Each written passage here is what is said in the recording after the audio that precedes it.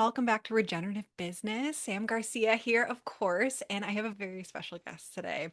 This is someone who actually DM'd me, and I never take DM pitches, but it was such a good pitch because, of course, they did cold pitch magic and checked all the boxes, but no, they're just an amazing person. So, welcome, Mel, to Regenerative Business. We're so happy you're here. Yay, Sam, thank you for having me on. I'm so glad that the pitch worked, and I'm glad we get to get into this discussion today. Yeah. So if you do not know Melinda, known to their clients as the social impact queen, they're a Black, queer, neurospicy social impact strategist, wealth redistribution advisor, speaker, thought leader, and educator. They founded and is the principal advisor at the Rooted Firm, which is a social change consulting firm rooted in anti-oppression and decolonization praxis. Mel has worked with some of the biggest Grammy award-winning artists and producers in the entertainment industry. Think of your favorite artist as a radical wealth redistribution advisor and social impact strategist. And now, to make this work more accessible, they're doing all sorts of stuff online, including coming on to this podcast. So we're going to be sharing all of the stuff that's has been super behind closed doors and make it accessible for you. So thank you so much for coming on. Yes, thank you. And I was telling Mel before, I was like, I feel like your bio is so full of dopamine hits. I'm like, oh, that's so cool. Oh, that's so cool. Oh, that's so cool. And it's like for being an ADHDer, it's like I'm constantly having to seek out the sources of dopamine. So it's really funny that my bio reads that way. It's like for me too. Now, I'm going to ask the question that I think everyone is wondering, which is what Yes. a wealth redistribution advisor is. So please tell Yeah. us. Yes, absolutely. So, a wealth redistribution advisor. First, I should say before I started the Rooted firm, I actually used to call myself a philanthropy advisor. Mm, And then, as I was going throughout my life and work doing philanthropy advising, quote unquote, I realized that, wait, I don't actually believe in the philanthropic model. mhm. And I think that I should probably stop calling myself a philanthropy advisor Yeah. because it just doesn't quite make sense and it doesn't get at the root of who I am and what I do and what I want my work to be in the world. So I was like, no, you know what? I'm going to name my own path here. And I started calling myself a radical wealth redistribution advisor, which is someone who helps people who have monetary resources be able to distribute them to people who are most in need in ways that help us as a collective to create more sustainability for one another, as well as help to dismantle the systems that make it so that people are in need. So it's really about eliminating this idea of hierarchy, which is very prominent in philanthropy. It's like, I'm the giver, I am above, and I Mhm. give to you peons beneath, with the money I have as a gesture of my Yeah. wealth and goodwill. That trickle It's down, right? exactly the trickle down, which never trickles down. Uh, Instead of that, it's about how am I in community and giving in solidarity mhm. with my siblings and my neighbors and the people around me in the world? And how can I do that most strategically and most effectively to be able to get as much impact as possible out of all of those gifts? So that's what I help folks to be able to do. So is there a threshold? I'm sure there is with the people you work independently with, but is there a threshold with this kind of work in terms of how much money someone has or how many assets someone has before they can start thinking about wealth redistribution in their own life? Oh my gosh, I love that question. I love it because I don't think my answer is one that you'll be expecting, but I think, like our Queen Rihanna said, if you've got a dollar, you've got enough to share. And I Mm. do mean that. Now, like, as far as hiring me for my services, we need more than a dollar. Yay. But, But in terms you of our know, conversation today, right? exactly. But you know what? No, I think that we should always be thinking about ways that we can be giving and sharing what we have. There are different metrics for how much you might be giving, depending on what you're making in your business, depending on how profitable you are, if we're looking at this through an entrepreneur's lens. Certainly, but if you've made, I don't know, $10,000 and you give 1,000, or you decide, hey, I want to give 10% of my profit. So maybe your profit is $10,000. You can give that thousand. Or maybe you've only made 1,000, but you say, hey, you know what? I'm committed to making sure that I'm distributing what I have. So maybe you take 100 instead. And that goes to whichever people and causes and projects and communities that you feel need it. So I think no matter what you have, no matter what resources you have, we can all think about ways that we can share. I always caution folks, like, we don't have to dip into like the martyrdom complex where it's, I have a sandwich, you are hungry, and I give you my entire sandwich and I go hungry and you eat. That feels like a little bit of the kind of sneaky martyrdom complex that sometimes comes into giving, that especially those of us who have big hearts have to watch out for. But there's a world in which maybe I only have a sandwich and you don't have anything, but if I split my sandwich, you have half and I have half, so Mhm. neither of us are hungry. So it's thinking about it through that lens. And it means like just giving what you're able to give and what you have, and not feeling, if I'm not giving a $200,000 donation to this organization, I'm not doing anything. It's Yeah. no, like $25, like that can go a long way. Or maybe for this organization, it's not going to do a lot, but hey, if you've got a neighbor who just got laid off, $25 is a meal for them to feed their family. So I think there's always a way that we can be sharing resources no matter what we have, and we can do it in a way that makes sense for us, Yeah. where we're not bankrupting ourselves, but we're also still participating in this like system of communal reciprocity and helping keep one another afloat.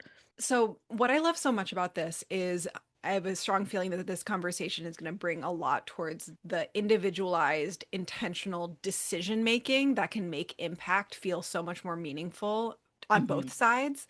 Because if we look back to like in religions, right, there's like these overall things of what everyone should do, of like that 10% tithe. And I think in Islam, it's like 2.5%. And it's like Right. where it's like we're putting things across the board. And I think maybe institutionalizing giving is a lovely thing, but to actually sit down and decide what feels meaningful, what feels impactful, how Mm. you actually envision your role in being a part of the change in society, it changes everything, right? It does. It really does. It does. And then you think about it, and that intention creates a shift for us, especially internally. I like really appreciate some of the ways that I've seen people think about, no, but really, what do I want to do? And what Yeah. does that look like outside of a maybe a religious context where folks felt like it was demanded of them to be giving money, and maybe there's some resentment came about because of that. We also sometimes I talk to people about just what are the barriers to giving? And sometimes that comes up. It's like cultural differences where it's no, like you can give to your family, but you don't give out people on the street, you don't give to those people. Or like we were talking about before with the religious context, maybe it was like you saw your mom struggling to make ends meet, but she always gave that 10% tithe. So I think being able to like have that like self-determination, being able to sit down and say, here's what I have, here's what's important to me, this is how I want to show up and how I want to give, and this type of world that I want to see created from this giving, I think is really powerful. Mhm. So, what do you think the biggest issues are with the current conversations on the internet around using money to make change and wealth has Mhm. the potential to do good in the world? Because I see some issues here, and I'm just Yeah. curious if you can speak to that directly. Yes, of course. So I think there are quite a few issues. And I know that some of them occur like in the specific context of the kind of coaching and wellness space. And then I think there's some like bigger overarching issues. One of them, I think, is that we hear a lot about wealth being able to do good. And hey, girl, if you're trying to like make change in the world, go work on your business, and business can do all this stuff to bring about change. And all those conversations are good. And I'm glad that they're happening, because sometimes if you don't put together business and change making, then you might not have the frame of reference to even understand like how much power that businesses have to create change in the world. So I'm really glad that people are at least planting that seed. I Yeah. think we got to water the seed a little bit more, because I think there's other stuff. There's other stuff that we have to think about. There's an intentionality as well. So it's, yes, wealth and business and being in a position where you've got abundant resources can create good, but how? What is the strategy? How are we specifically using that money in order to do good? And then what are the things that we also have to be careful about? Yeah. Because there are certainly times where it's okay, we see that there are people who are making money and who aren't doing it ethically. And then it's almost like some cleansing ritual. And Yeah. then if I give to Mhm. this organization, then all is well. And it's, is that enough? Do Mhm. we also have to be mindful of how money is coming in? The ends justifying the means, or there's that one saying that like Exactly. the road to hell is lined with good intentions. Yeah, totally. Good intentions and good results. And it's, we don't want to be so morally rigid, but it's like the moral perfectionism. Like, you know, we have to do the best we can under capitalism and white supremacy. It sometimes hampers our ability to really do things in the way that we would want to. But Yeah. I think that there has to at least be a mindfulness of you can't scam people and then give that money to people who, folks who are hungry. Like some would argue maybe you can. Maybe Mhm. at least the hungry people are getting Like this fed. weird, it's like this weird like Robin Hood scenario, maybe. So yeah, I think we have to think a little bit more deeply about the conditions and the circumstances surrounding how we're bringing money in as well as where it's going when it's going out. We have to think about the how. So what is the strategy around how this money is actually doing good in the world? And then I think we also have to define what is the good we're actually seeking.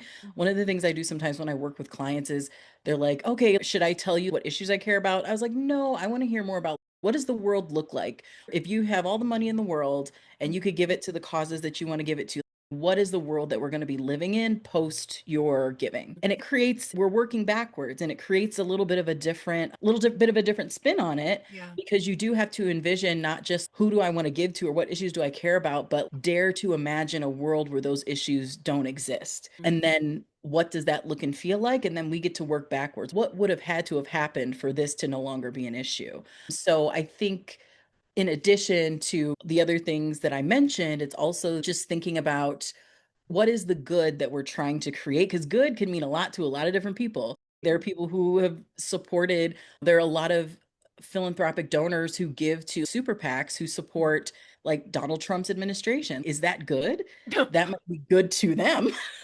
So we have to define what is this good that Yeah. we're actually working towards so that we can be giving in ways that support that and not in ways that create harm. So I think those are just some of the things that like really come to the top of my mind when I think about that question. Wait, I don't know if you're able to answer this because of NDAs and whatnot, but is there Okay. the most unexpected or interesting way you've seen your clients answer that question? Ooh, Like how they have this vision and then suddenly the way that they are just redistributing wealth turned into something like that you wouldn't expect or is just different than the philanthropy model. ooh, okay. That's a really good question. So, without saying names, there was an instance where we went through that exercise and the client was wanting to give to more organizations that were doing like political work and advocacy work around a specific issue, which was really good.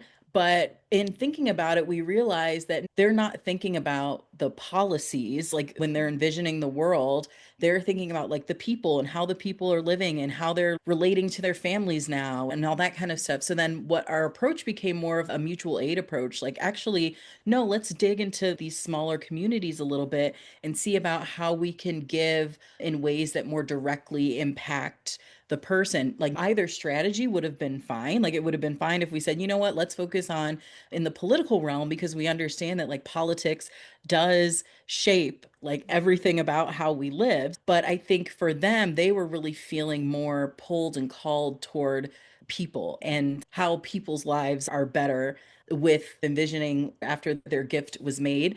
So then we were like, you know what, then we focus a little bit more on direct service. So these are initiatives that are going to directly serve the people that are in need because that seems. Wait, okay, so let's imagine that you're speaking directly to the listener. Hello, lovely listener.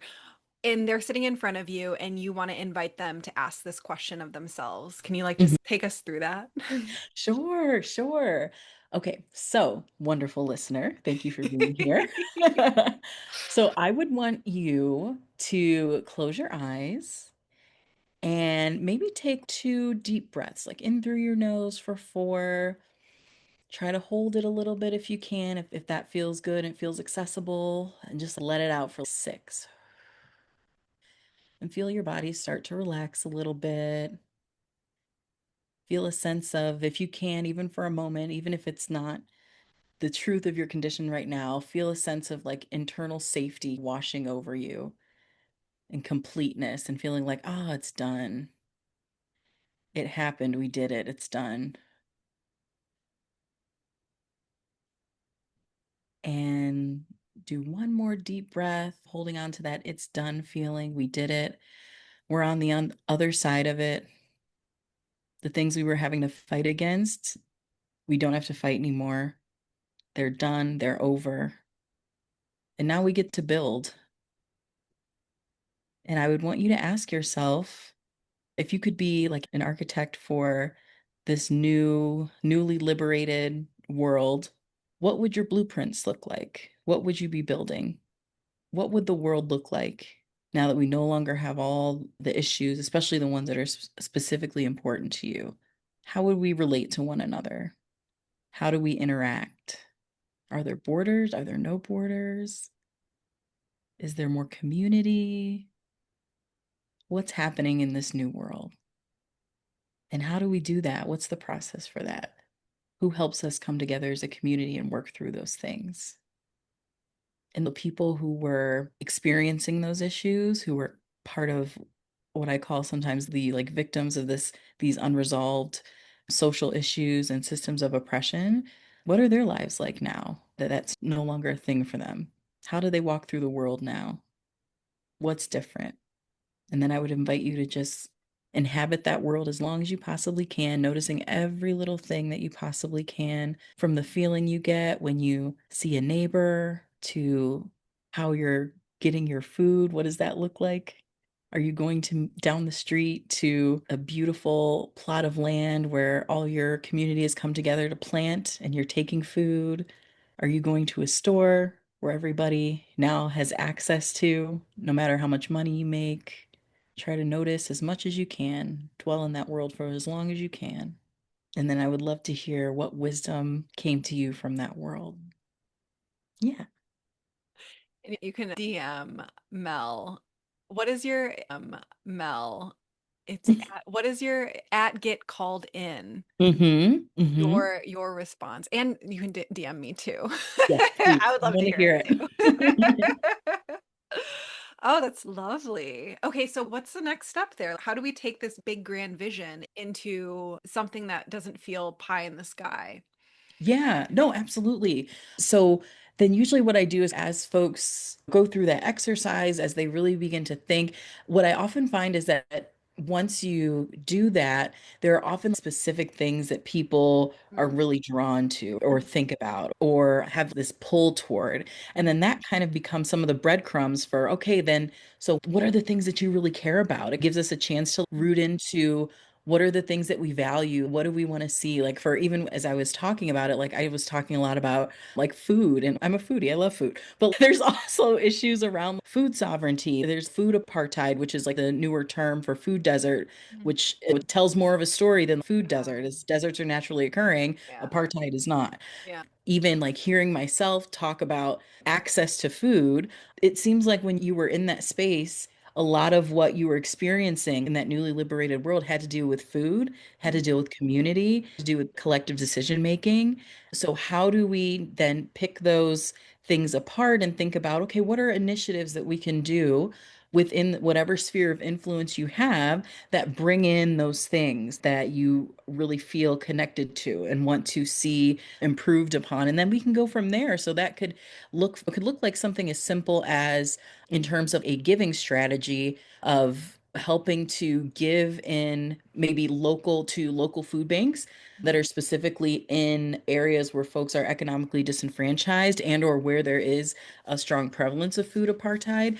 It could look like creating a small fund and determining however much that particular client might want to put into that fund, but maybe we create a small fund that just goes out for mutual aid for folks who express a need for food. Okay, I don't have any groceries. Is there anyone that can help me with this? And it's okay, I have this fund that's already set aside for that. So, boom, there we go. This person needs this. There's someone whose toddler just had to get surgery and they are at the hospital and don't have food, or they're economically disenfranchised, so don't have access to it. So I can pull from that fund that I've already put aside. And as I see things come across my path, I mm, can then give. So there's those ways of doing it. And then there's also ways where we can look at what are like food sovereignty sorts of projects that are going on, maybe that are led by folks who are traditionally not represented in philanthropy, like those Just as a clue, it's always folks of the global majority. Like, unfortunately, the amount of money from foundations and other institutional givers that goes to people of the global majority is in the single digits.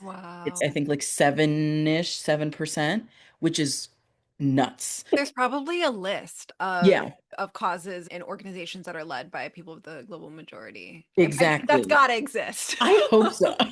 Like I I feel have like this not is found it, Googleable. but I would love for it to exist. I feel like Uh, if the rooted firm, if that's our contribution is like yeah. putting that together, then that would be I'm amazing. convinced in my head. I'm like, Yeah. someone's already done this. Yeah, but and that can be part of that strategy is like, okay, we know that institutional money, which represents a significant portion of the money that's distributed for philanthropic like work, is not going to this demographic. So then we can focus specifically on that Mhm, demographic of people who are doing work in this particular like food sovereignty sort mhm, of area. There's a lot of ways. It's really fun for me. It's like putting together a puzzle. It uh-huh. really tingles like the creative part of my brain. So I think no matter how much you have to give or like where you're at or what issue you're passionate about, we can always find really cool intersections and ways to, again, put that money into very specific places and create very targeted impact that takes into account a lot of the issues and the shortcomings of Mhm. philanthropy itself. And we can stand in those gaps. Yeah. So something that I always come back to, this is like a very personal thing for me. As a really sensitive person, and very passionate about certain things. I put guardrails on myself where Mhm. I have decided and or continue to decide of these are the things that I consider my responsibility. These are the things that Mhm. are my causes, my issues that I'm committed to. Just because you see this genocide happening and Yeah. this big thing happening, and you're like, fuck, I need to fix this too, or I need to contribute to this too, and then completely overwhelmed and your resources are diluted over a bunch of different things. So that's one of the Mhm. things. But I bring this up because in my little visualization, when you were giving us that visualization, is there's two things that are like semi-connected, but they're separate enough that I'm like, they feel like different issues, or I would go about them in different ways. Of the Yeah. one side, when I'm envisioning the future, and it's very like nature, food sovereignty, that sort of stuff. On the other side, and this is the thing that feels heavier for me, is land back to Native Hawaiians. Because in Hawaii, it's different than the mainland in the sense that the monarch of Hawaii, when Hawaii became a state, a part of the agreement, you're nodding, so you already know, but I'm sharing with everyone else. The agreement was there would be like X amount of acres of lots and lots of land given to Hawaiian people.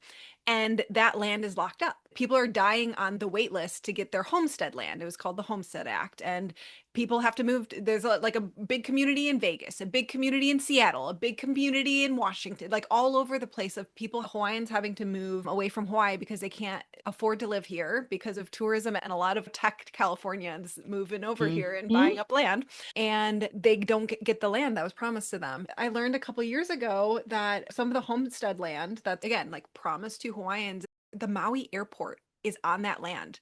And you better Mm. believe they're not like paying money to lease that land. Of course not. They're like, or if Yeah. they are paying money, it's going to the state, which is not run by Native Hawaiians. And it feels like such a heavy thing that I feel so passionate about, but it doesn't feel, and of course, it's related to the food sovereignty side of things, which feels like almost easier for me to contribute to. But okay, that's my long story around like, how do you connect the semi disparate directions? Yeah.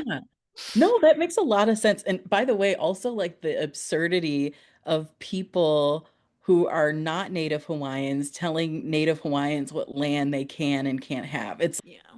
Yeah. absolutely ridiculous and like horrifying. But yes, to your point, connecting like disparate topics. So this is like one of my favorite things to do because I love to think about what are the connections that maybe we're not seeing Mm, that we can potentially explore as way to help to really amp up your giving and how you engage in these things that you're like passionate about. And I will echo, I appreciate you talking about the fact that it's like you have to put the guardrails on.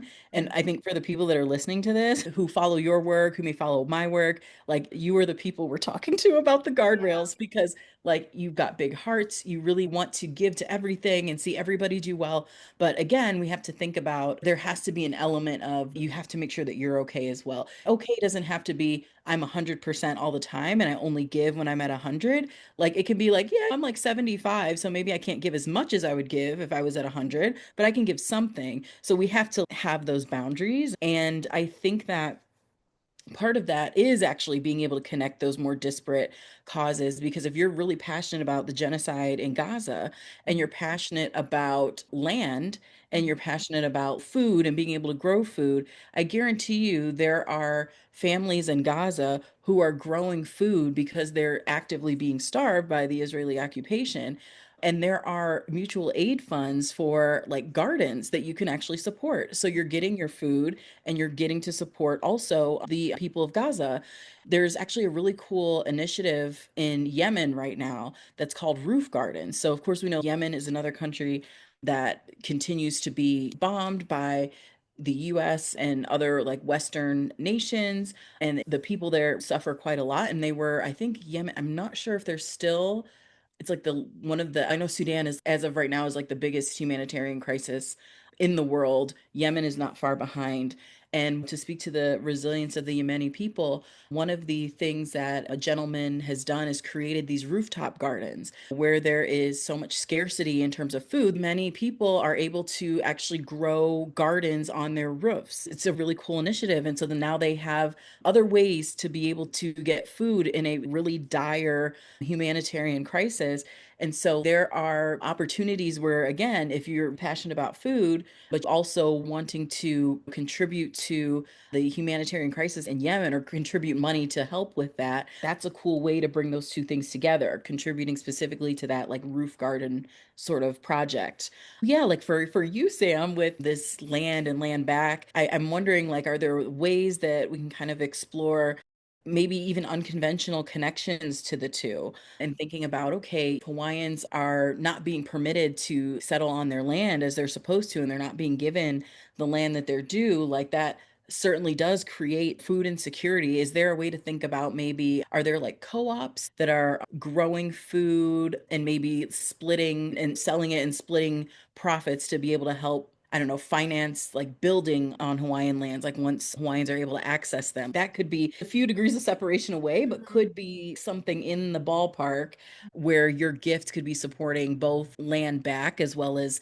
that like food piece or the like food sustainability. So we could always like offline work on it a little bit more. But yeah, so I think one of the ways that we as people who have big hearts and want to see all the issues in the world solved, if we can find as many intersections as we can with the things that we're really passionate about, and find, here's a really specific thing that I can give to that encompasses multiple of the things that I'm passionate about, and it allows me to support something, because usually stuff like that, those aren't always the best supported initiatives. They're a little bit more off the beaten path. So then you have the opportunity again to really do some deep like good by supporting those with resources. I think I've talked about this on the podcast, but I talk about the guardrails because I really do believe that there's a million different causes you can support. Like, and again, as like a soft-hearted, sensitive person, you could feel like, okay, look at all the things that I need to help, or I want to help with everything that comes across my path. And if we can just realize, if you can tap into the ones that like really light you up or really put you on Mm-hmm. fire, and trust that the other ones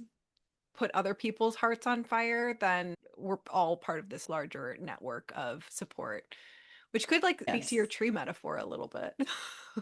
It does actually. And you know what? There's a kind of a metaphor that we use in the social impact space that's like trust the night shift. So it Mm. means like you go and you do your stuff during the day, but there are people that come in after you during the night that are working and doing their thing. So it's the idea that you don't have to do it all, because there are other people, like you said, Sam, other people whose hearts are lit up by some of the that yours is. So Mhm. those people are doing their work as well. And that also helps to take off a little bit of that pressure for us to want to try to solve everything. Yeah. And really, I think for in order for us to be effective, and I'm like this a soft-hearted one as well, so I'm like preaching to myself, but in order for us to be effective, we have to focus. There's just really no way around it. Yeah. We have to focus and we have to be on our square so that the Mhm. person next to us can stay on theirs and the person next to them can stay on theirs. And then if we do our efforts collectively and consistently, that's organizing, right? That's part of how we win. But sometimes if you're here, there, and everywhere, you can't really be effective anywhere. Mhm. So it's really important to focus. And it's no, you deciding to focus exclusively on food sovereignty does not take away anything from this other cause that you're passionate about. In fact, it Mhm. puts you in a better position to be able to show up more consistently because you're not overwhelmed by everything else, Mhm. and you create more impact that way. Mhm. So I know it's hard to hear. And I actually I have a like free ebook titled The World is Burning, What Do I Do? And Mhm. I give this analogy of being on a basketball team. There's all these different positions that are on a basketball team. But if the power forward tries to go be a point guard, A, they might not be suited well for that position. And B, they've also left a gaping hole where the power forward should be. So now we can't win. But on a basketball team, everybody has a different role. And in order for the team to win, everybody has to play their role. Mhm. So I think part of focusing is like getting into your position and playing your position and allowing others who are better suited for other types of work or other positions to play their position. And that's how we get there as a group. So my what I feel like I'm hearing people wondering, how do I identify my role? Because it's Yeah. like obvious on a basketball team. Like you have to Right. apply and the coach tells you, and you usually have like certain skill sets, but like how do you even determine Mhm. your role? And maybe that's not even the conversation for today, since we're talking about radical wealth distribution. Yeah. Yeah, and I won't go too long on that. I will say I have my free ebook. It's actually, I talk about that in there. There are some really incredible people who've done a lot of work on this. Deepa Iyer is one of them. She has a social change ecosystem, if I'm not mistaken. And it literally has all of these different roles. There's dreamers, there's weavers, there's visionaries. So if you reference her work, that's a really good start because you can identify, okay, where do I fit in more of a general sense? What am I? Am Mhm. I a visionary? Am I a healer? Am I a disruptor? And you could be multiple of these things. But if you think about like maybe your top two, then that already gets you halfway there into determining what your role is. Now, if we pair up that kind of role with the issues that really drive you, then Mhm. now we can start to more readily identify, okay, like what might be a good position for you in this thing. And again, it's not something that you have to dedicate your entire life to necessarily. It can just be like the focus for now. What's the Mhm. focus for now? How was that? Did I like that? Do I feel, is this fulfilling? Am I being effective? And maybe then you choose another position for the next year. So there's nothing that's like Yeah. locking you into this for life. But the goal is to get that forward momentum and get very focused so that you can start doing things and you can start being effective and then reevaluating as you go. Yeah, I would say like referencing Deepa Iyer's work is a really good first start. And then, like I said, I've got that The World is Burning, What Do I Do? That's a free resource. You can feel free to look at that. And of course, like I have other stuff that I've created that could be helpful as well if you want to dig more into it. There's two things that come up for me with the idea of the role in the future, and I am very not sure what the future holds, like most of us. But For sure. I moved to Hawaii in 2013 because thought I was prepping for societal collapse. So that's Yeah. my I go that direction. Yeah. But with roles, there's what's the thing that's easy for me to do? It's Mhm. okay. In my relationship with my husband, it's easier for me to channel money into things and it's easier for him to do the farming work. It's like, okay, Mhm. easier thing for me is that. So that's an easy role for me to play. But then there's the other side of it where watching my husband's business where he like can't find anyone to hire to do farming with him because no one wants to be a farmer. And there's a lot of Mhm. people that say that they want to be farmers, at least like in the environmental movements, but no one Yeah. actually wants to be a fucking farmer. But like, what an important role. What is easy for me to do that like just comes naturally and I can like easily channel money in or whatever or I can easily network or I can easily connect these people together. But then there's Yeah. the what's needed to be done. And maybe it's not natural for you, maybe it's not fun, but it's the thing that's needed to be done. Like the farming needs to be done if we're talking about Yeah. food sovereignty in Hawaii and not importing Hmm. stuff. But in those it can be Exactly. like I'm not sure if there's a spectrum, but I think those are two very important things to identify and potential directions for people. Yeah, absolutely. I think that's really good. And I think being able to identify what is easy and what is like in what you can do that feels natural, like that's going to put you into a rhythm of consistency because you can do that and that's easy. If we can find one thing or a couple of things that are easy, we can do consistently, then I think that can also help us to get the spoons to do the stuff that needs to be done that's a little bit harder. And Mhm. then I think especially if you have privilege, like that especially a place where you can jump in. Like Mhm. I'm sure there are plenty of folks who are physically disabled who have found ways to Mhm. do farming work, but it would really help if folks who are able-bodied would Yeah. step in and Yeah. do that. So we can Mhm. also think about like how do you leverage your privilege to do the Mm. stuff that needs to be done that may not feel natural, that may be on the more difficult side. Yeah. But again, if you've got privilege, like here's a great way to be able to use it. So good. One thing before we jump off, can you define economic resistance for us? It's something that we're gonna tiptoe around, and I Yeah. feel like that's such a good term that a lot of people can be able to use and think about. Yes, yes. Okay, I like got giddy when you asked me that question. Like, yes, economic resistance. So for me, the way that I'm thinking about it is any ways that we can essentially use money as a pressure point to be able to get the systems that harm and oppress us to concede. So it's a way that we push back Mhm. on oppressive systems, oppressive conditions through money, we know because we live under capitalism, is the pressure point. I have a whole economic resistance training that's specifically for entrepreneurs. And Mhm. it's like, how do we, especially because we bring money in, like we channel Yeah. money, how do we use that as a way to, again, help to dismantle these systems and these oppressive conditions? And, I talk about like boycott as an example. I talk about strike. We talk more about the mechanisms of capitalism and how do we disrupt those things. Mhm. And I think one of the cool things is that I happen to believe that small businesses, and not necessarily small in terms of income, but small in terms of like you don't have middle management and stuff Yeah. running your company. I think that small businesses are part of the answer to how we create change in the world and how we really begin to dismantle the fabric of so many of these systems that were set up and create so much harm. I think about, and I bring philanthropy back into this, the adage that big boats turn slowly. And so Mhm. I think sometimes people are thinking that our institutions, these larger than life entities, like we're waiting on them to turn that big boat and make the change that we need. But I don't think they're turning fast enough for the urgency of what we're experiencing, Mhm. both in terms of our earth, in terms of the socio-political climate, in terms of the multiple genocides that we're seeing across the world.